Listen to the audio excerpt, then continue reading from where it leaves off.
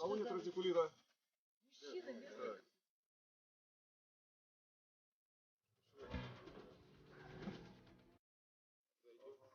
Все, удачи.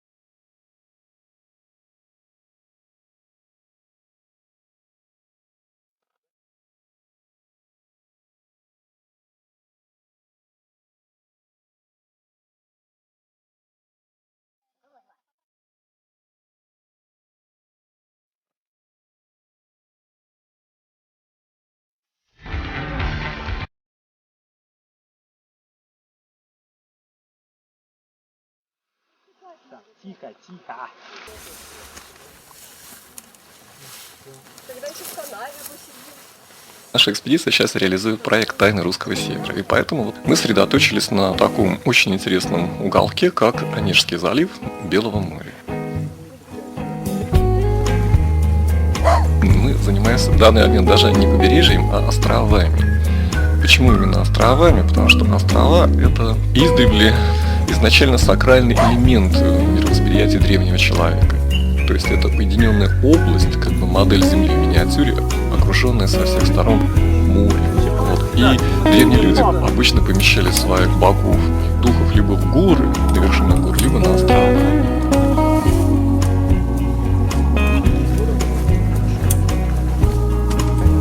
В этом году мы занимались расчисткой большой пирамиды. Представляете, у нас на севере, на русском севере, есть пирамиды. Причем вот эти пирамиды, которыми мы занимаемся, они сосредоточены в основном на Салаирском архипелаге. На островах Салаирского архипелага. Одна пирамида под именем Петровского городка была известна очень давно. То есть ее даже за пирамиду не считали. Вот считали, что Петр I, кто он там был, 8 дней на Соловках, погнал зачем-то гренадер на остров Панцирь, они там в зоне прилива сложили пирамиду. Они в основании имеют треугольник. Египетские пирамиды имеют в основании четырехугольник, а эти в основании треугольник. Но они также ориентированы по сторонам света. То есть вот грань этой пирамиды, вот этой морской пирамиды, направлена строго на север. А в этом году мы занимались вот расчисткой пирамиды, которая уже высотой не 12 метров как-то, а высотой 24 метра. Которая имеет изумительную вот такую же форму тетраэдра, и ее одна грань также направлена на север.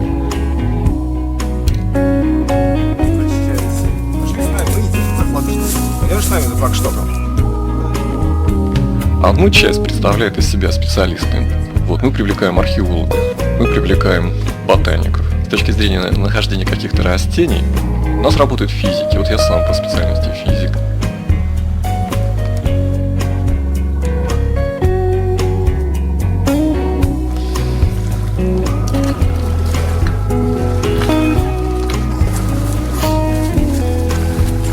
Как раз и ищем, как вот вы выразились, гиперборею, но ищем как раз исключительно на строго научной основе, потому что, вы знаете, пословица «дыма без огня не бывает». И если Геродот писал о том, что гиперборея существовала, если Плиний писал, что она существовала, если другие античные историки, Павсане, там, прочие, Феодор Сицилийский указывали, что она есть, то почему мы им не должны верить?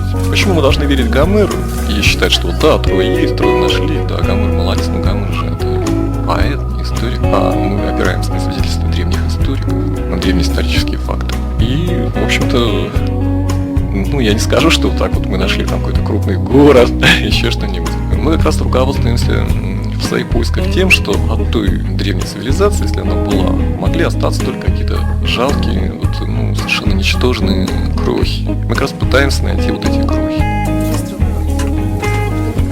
Я все съем. Ну так надо действовать, а не стоять. Поэтому больше 10 версий, пожалуйста. Вот если вы видите пирамиду, то, как говорил Козьма Прутков, если вы видите клетку, в ней тигр, написано слон, не верь глазам своим. Но вот если мы видим пирамиду, настоящую пирамиду, почему не должны верить своим глазам? Пирамида имеет крутизну склона в 40 градусов. То есть это не просто какой-то пологий холм, а достаточно высокое сооружение, 24 метра, 3 грани. Пирамида сложена из валунов. Валуны и, в общем-то, просыпка между ними, там песок, галька. В основном несколько камней, которые лежат в пирамиде, пытались их определить весом. Камни есть весом 300 килограмм. Той пирамиду, о которой было известно, под названием Петровский городок, мы начали заниматься с 2001 года. Мы начали заниматься ее измерениями, то есть обмерами. Попытка провести какой-то, анализ на наличие неоднородности внутри с помощью магнитометра. Но в основном наши измерения носят неконтактный характер, потому что мы не можем начать ее раскопки, на это нужно соответствующее разрешение и достаточно много денег. Эта трехгранная пирамида находится в зоне отлива. То есть 2 раза в сутки, когда море отливает, к ней можно подойти пешком. Она находится на большой площадке. Она находится на большой валунной площадке, специально насыпанной. И, в общем-то, эта площадка не тонет, она как фундамент. Во время прилива можно вокруг пирамиды гулять по этой отмостке, но она шириной несколько метров. Когда прилив, да. А вторая пирамида, ярко выраженная, такая же треугольная, она находится на Большом Салаевском острове, недалеко от озера Кислое.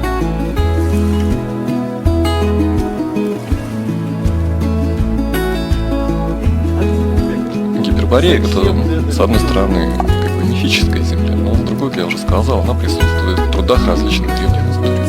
И мы как раз и пытаемся найти доказательства существования этой самой гипербореи. Запотели все пенсионеры. Пойду. Конечно же. Что научно доказано, что многие народы, живущие на теперешних землях, скажем, в Азии, в Африке, в Европе, эти люди издревле 1000, 2000, и более 1000 лет жили на этих же местах. Бывали волны миграции, то есть какие-то приходили народы, завоевывали и прочее, но коренное население, оно, в общем-то, худо-бедно оставалось. Возьмите историю Египта. Сейчас его населяют арабы, но арабы пришлый народ.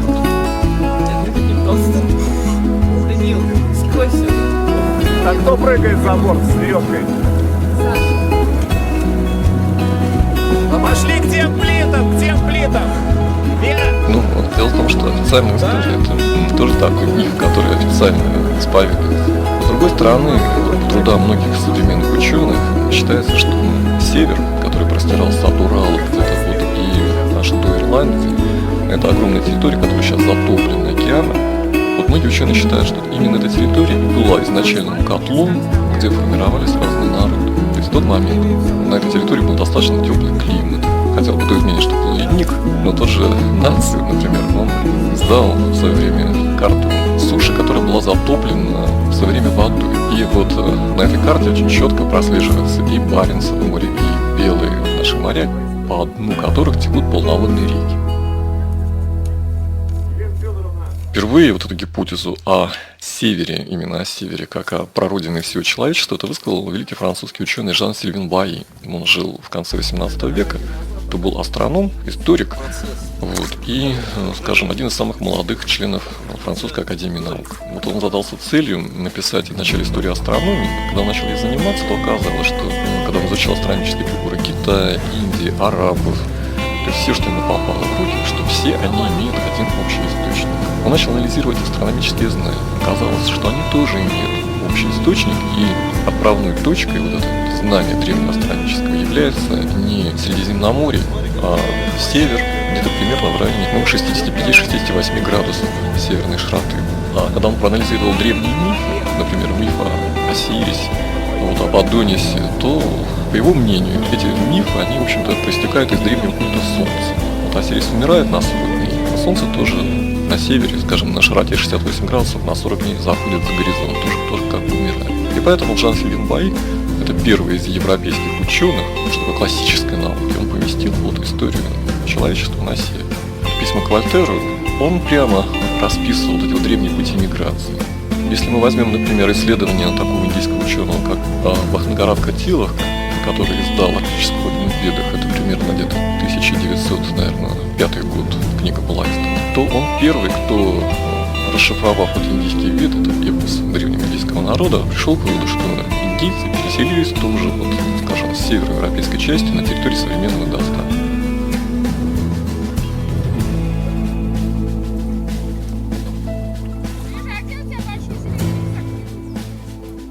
А второй рюкзак там лежит в этом самом маленьких. Вот понимаете, вот чем Африка отличается от нашего севера? Вот американцы там находят кость окаменевшей обезьяны. Ну, умерла эта обезьяна, упала в горячие пески там миллион лет назад. Солнце, жара, она окаменела и хорошо сохранилась в наши дни. Вот они находят эту кость обезьяны и довольны, значит, что мы все от нее произошли. А на севере, если что-то упадет, во-первых, там летом жарко, зимой холодно, а в межсезонье это сплошные дожди, то холодно, то жарко, и огромное количество бактерий. Бактерии – это основная биомасса Земли, они поедают все. Если в песках Африки их нет, то на севере они съедят любую кость, любую деревяшку, все что угодно. Потому что мы в своих изысканиях ищем остатки древних святилищ. Мы считаем, что если древние люди существовали, обладали разумом, то у них были боги. Они этим богам поклонялись, значит, у них должны быть святилища.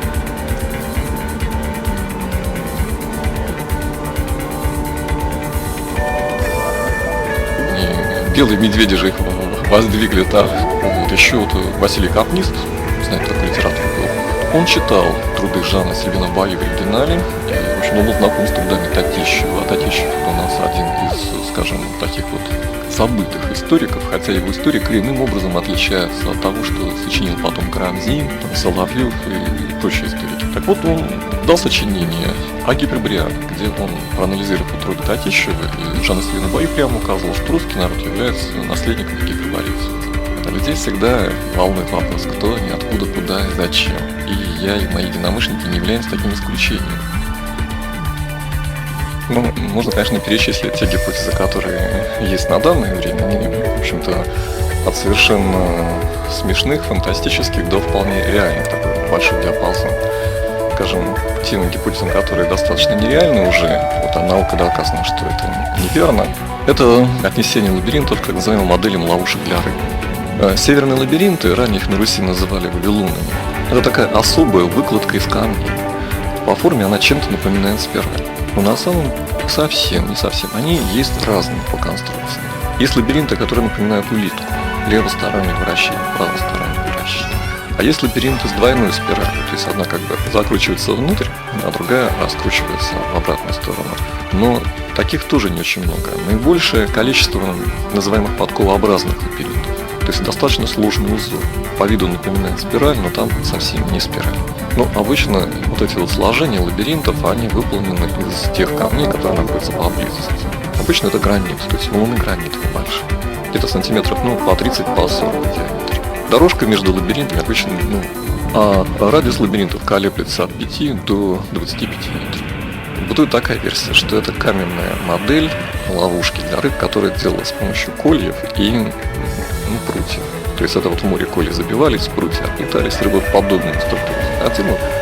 Но мы не придерживаемся этой версии по одной простой причине. Изучая лабиринты, скажем, наша экспедиция, когда занимался изучением лабиринтов, мы, конечно, прочитали весь тот материал, который был доступен. Но лучше один раз увидеть собственными глазами, чем 100 раз услышать. И когда мы занялись изучением лабиринтов, мы вдруг увидели, что практически все они приурочены к каким-то могильникам древним. Тут буквально, где мы находим лабиринты, либо в непосредственной близости, либо чуть-чуть поодаль, находятся какие-то древние захоронения. И тогда мы, опять-таки, вспомнили, что в ряде легенд, эпосов разных народов прослеживаются подобные параллели, связанные с культом мертвых, с культом усопших людей. И вот в этих вот легендах встречается упоминание не просто о лабиринтах, а, скажем, каких-то спиралеобразных структур. Отсылы есть в самой легенде о Минотавре, который вот жив, потому что, скажем, по мнению ведоисследователей, вот это вот упоминание о лабиринте, где находился человек-бык Минотавр, и юноши и девушки, которые посылались ему в шефство, он их убивал там. Как раз это символизирует утерянную древнюю легенду, или точнее не то, что легенда, а утерянное древнее представление о переходе в Нижний мир. У древних греков, точнее у критян, оно сохранялось вот так вот. Да, это прослеживается. Если взять легенды древних кельтов, ими очень долго занимался поэт и исследователь древнего эпоса Роберт Грейвс. Он написал поэму «Белые боги». И в этой белой богине четко прослеживается такая вот линия, что все, скажем, сношения с Нижним миром, то есть с миром самых могущественных богов, титанических, осуществляются с помощью некого спирального замка.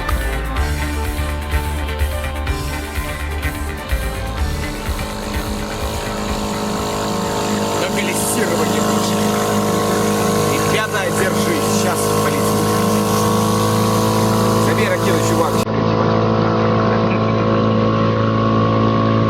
Давай, взрывай ракету, чувак, сейчас улетим отсюда. А, хрен.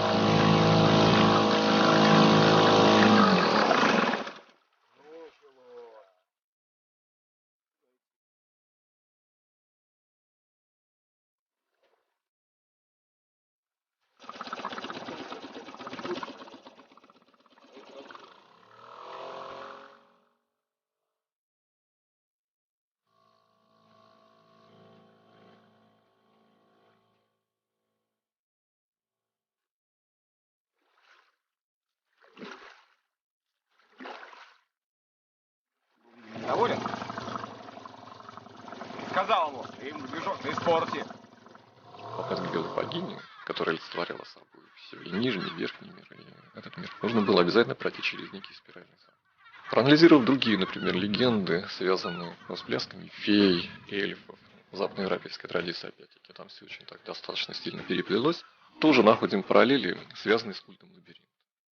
Это натолкнуло не только нас. Дело в том, что этой версии еще придерживался великий русский ученый Виноградов, который являлся одновременно узником ГУЛАГа в 20-е годы.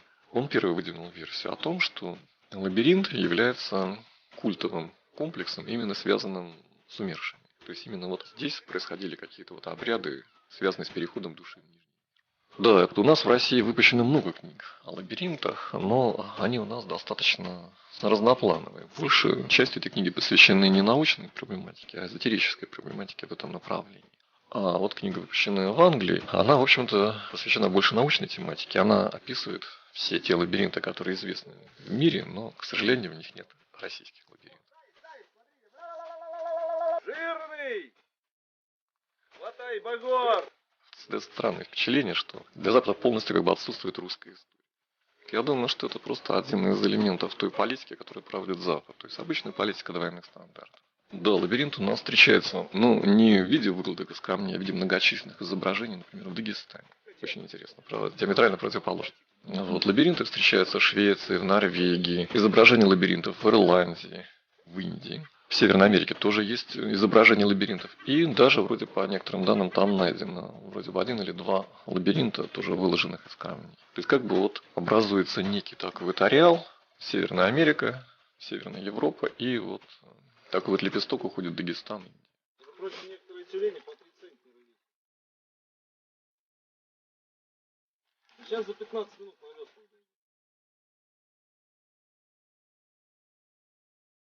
За потери лоскана поломалось 2 весла. Хотя есть не совсем проверенные сведения, что вроде бы даже и в Африке где-то нашли, но пока проверенных сведений. Несомненно, дело все в том, что это как раз вот и работает в пользу той гипотезы, которую мы сильно разрабатываем, что вся история человечества связана именно с севером. Что именно в то далекое время, когда существовал единый материк, зародилась человеческая особь как таковая. Что она там развилась в первую цивилизацию.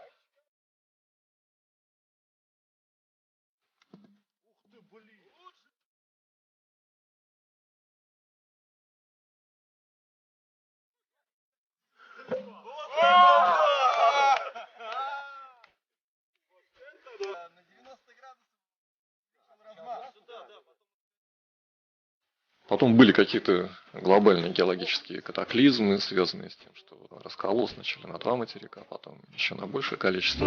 Эти материки разъехались в разные стороны, и вот в процессе генезиса, то есть развития, и образовались эти человеческие расы, которые существуют на данный момент. Несомненно, лабиринт — это древние магические выкладки, которые служили для общения жрецов с богами Нижнего мира.